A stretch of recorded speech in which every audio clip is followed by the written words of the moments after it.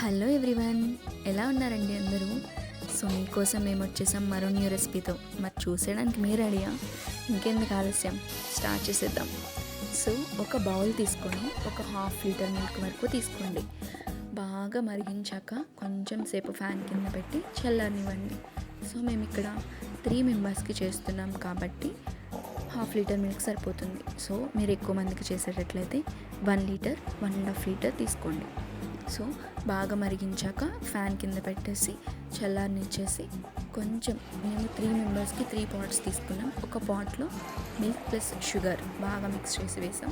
ఇంకొక 2 పాట్స్లో milk plus jaggery add చేసాం బాగా మిక్స్ చేసి.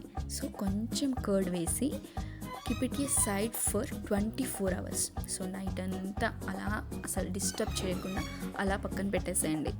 అది నెక్స్ట్ డేకి మీకు కర్డ్ లాగా తయారవుతుంది.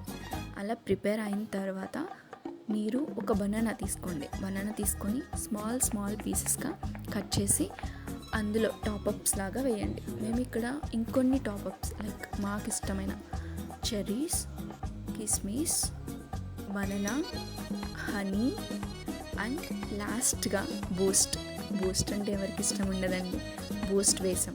సో మీకు ఇష్టమైన డ్రై ఫ్రూట్స్ మీరు యాడ్ చేసుకోవచ్చు, లైక్ కాజు, కిస్మిస్, ఆల్మండ్స్, ఏదైతే ఇష్టమో అవి యాడ్ చేసేసుకోండి. మేము ఇక్కడ యాడ్ చేసినవి ఇవి. సో బాగా అన్నీ యాడ్ చేసిన తర్వాత బాగా మిక్స్ చేయాలి.